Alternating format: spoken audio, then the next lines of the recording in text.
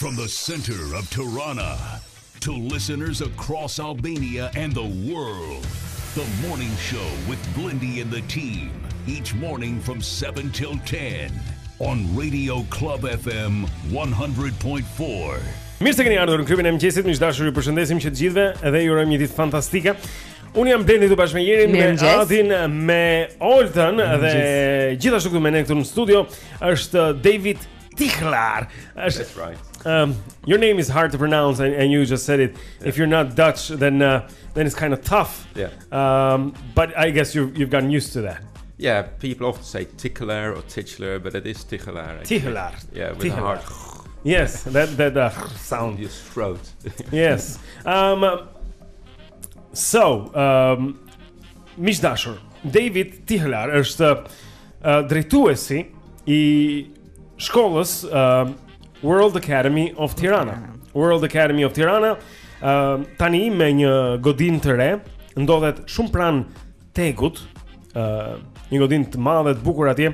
Është një shkollë ndërkombëtare, një IB World School e vetmja e autorizuar nga organizata International Baccalaureate në Shqipëri, e cila ofron një sistem edukimi, arsimimi për nxënës nga klasa e parë deri në vitin e fundit të gjimnazit, që është në një nivel bashkëkohor botror, dhe e njëjtë me 4300 shkolla të tilla në të gjithë botën. David drejton këtë shkollë në Shqipëri. So David, World Academy of Tirana, as an IB school, IB authorized school is the only one in Albania. I want to talk a little bit about what makes IB special and have a chance to explain to people, about this system and how it works and what the advantages are. But before that, I want to introduce you as a person who were born in Kenya, where you attended English preschool and primary school, yes. And later you moved to the Netherlands, where you obtained your university degree and teaching qualifications. Yeah. After working for a number of years in the Dutch primary and Dutch secondary school, you moved to Namibia to work as a lecturer and a teacher training college. So how long have you been working for the IB? I've worked for 17 years for the IB. 17 years. Yeah, I believe this will be the fifth or the sixth school that I've worked for the at IB schools, but I've also worked for the IB as a trainer, a workshop leader, but also visiting schools to evaluate them like an inspector. They don't use that word, but helping them become better as a consultant. So I've worked with many schools who start the PYP or the MYP or the DP and help them along the way, because it's a long process. The IB has very high standards for their schools. They have an enormous reputation around the world. Yeah. So they want their schools to deliver good quality. So it's a process. They take you by the hand, and it takes a number of years. And that's what I've done for the IB. Okay. 17 years. 17 vjet ka punuar David për sistemin IB, për International Baccalaureate. Ky është një sistem që ndodhet ka filluar fillimisht në Gjenev, por zhvillohet në gjithë botën dhe David ka punuar si trajnues, ka punuar për 5 apo 6 shkolla të ndryshme gjatë gjithë kësaj kohe, dhe si inspektor, por si sistemi IB për të akredituar këto shkolla, për të dhënë atyre të drejtën për të përdorur sistemin e IB-s, I merr në një proces të gjatë, që zgjat disa vjet, që kërkon standarde shumë të larta, e për këtë arsye duhet që të ketë inspektor të vetët, të ketë trajnues që I mbajnë dhe I mësojnë shkollat e mësuesit se si të aplikojnë sistemin IB. For somebody who's never heard about IB, po e pyes për dikë që s'ka dëgjuar asnjëherë për sistemin International Baccalaureate. How would you explain it? What is IB? Now, if you take a more traditional model, then typically the teacher passes on the information and the student receives it. So in the IB, it's very different. The students are much more active. They construct their own knowledge. So they learn to think critically. So is this always true? Yeah, are there different perspectives? How can I find out? How can I do research? So there's a lot of discussion in the class as well, a lot of finding information in books and the internet. Njëra nga gjërat që I dallon menjëherë sistemin IB nga sistemi tradicional është që fëmijët, nxënësit janë shumë të përfshirë në të mësuarit. Tradicionalisht mësuesi jep lëndën dhe fëmijët e marrin, por në IB kjo ndodh në një formë debati, në një formë diskutimi dhe nxënësi është shumë i përfshirë dhe ngre pyetje vazhdimisht dhe bisedon në klasë me mësuesin. Ky është një dallim i parë. So this is like a first distinction. So getting a lot more involved. Yeah. What else is different? Well, it is of course an international program. Yeah, and that's the history of the program is that it was more for international schools, for people who would live abroad, and it started long ago, and they had a strong connection with the UN because they wanted to have schools for their children who would live abroad, and they wanted an international curriculum. So they value like being tolerant, seeing different perspectives, not being stuck to one curriculum, but have a broad curriculum and look at global issues. Ka një gjithashtu është ndërkombëtare si shkollë, dhe kjo është një gjë që dallon nga shkollat e tjera, sepse qysh në fillimet e veta ka pasur të bëjë me Kombet e Bashkuara, ka pasur një nevojë sidomos për diplomatët, tani më edhe për kompaninë ndërkombëtare, që të ketë një sistem shkollimi për fëmijët e këtyre njerëzve që lëvizin nga njëri vend në tjetrin, që të jetë i njëjtë, të ketë një vazhdimsi për këta fëmijë, mos ndrojnë sistem sa herë që prindrit duhet që të udhtojnë drejt një vendi tjetër. Dhe kjo ka mbetur në IB. Domethënë nxënësit ruajnë një këndvështrim global, një këndvështrim ndërkombëtar. Nuk janë thjesht nxënës të një vendi të caktuar, por ata e shohin veten më tepër se sa nxënësit e zakonshëm si qytetar të botës.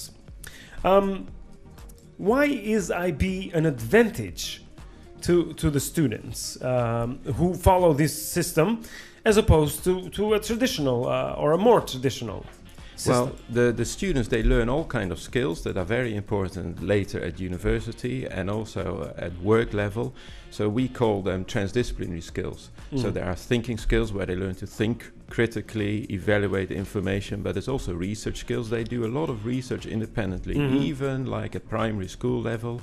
So they have to phrase a hypothesis, they have to find information, they've got to evaluate it, but also they often engage in bigger projects. So there are self-management skills. They engage in projects that could take weeks, and they have to plan the time, again, find the resources, work together with others in groups, present it orally. Communication skills are extremely important. Presenting things through IT, oral presentation skills, social skills. So all these skills are extremely important in later life, both in your social. So the IB emphasizes on this transdisciplinary.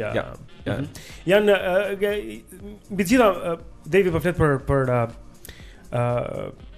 po themi një lloj aftësie që jepet fëmijës për të menduar në mënyrë kritike, janë aftësi ndërdisiplinore, aftësi për të prezantuar, për të komunikuar, aftësi për të bërë kërkim që në klasat e para të IB-s fëmijët merren me kërkim. Pra mbledhin informacione për prezantimet që ata duhet bëjnë, dhe këto janë veçanti të sistemit IB-s, pasi i angazhon në këto lloj detyrash që i bëjnë ata më të aftë për të kërkuar vete, për të qenë të pavarur në mësimet e tyre. Le të flasim pak për statusin. To become a world school, to become an IB school, such as World Academy of Tirana here is. What does it take? I mean, I know that World Academy of Tirana is POIP authorized, and it's a MYP candidate and a DP candidate at the same time. But how does it take? How long does it take? What type of a process is it to get authorized? Pra, si autorizohesh, si mund kthehet një shkollë e zakonshme në një shkollë IB? Yeah, it's a very rigorous and lengthy program. You cannot just say we adopt the IB and start teaching it. Pra nuk mund ta bësh IB-n se thua do bëjmë IB dhe u bëm. Dhe të fillosh. So you first have to apply to become a candidate. So they may accept you as a candidate or they may not accept you. So there's a number of criteria. May I ask why may they not accept you? You have to. Do they come visit? Do they see the school? Is that what happens? They will, but not at the very first phase. They may come.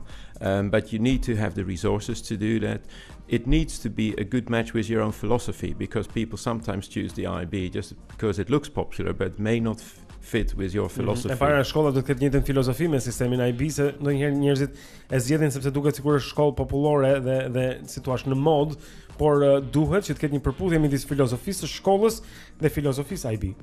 So once you have been accepted as a candidate school, and so far there are no other candidate schools in Albania, but once you are accepted as a candidate school, you will have to go through a process of about 2 or 3 years.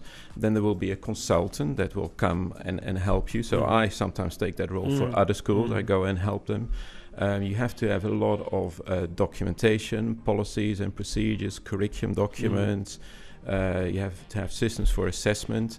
And then if that process goes well, after 2 or 3 years, then you have to submit an application to become authorized. Then you will have a team of at least 2 people coming to your school and work with you.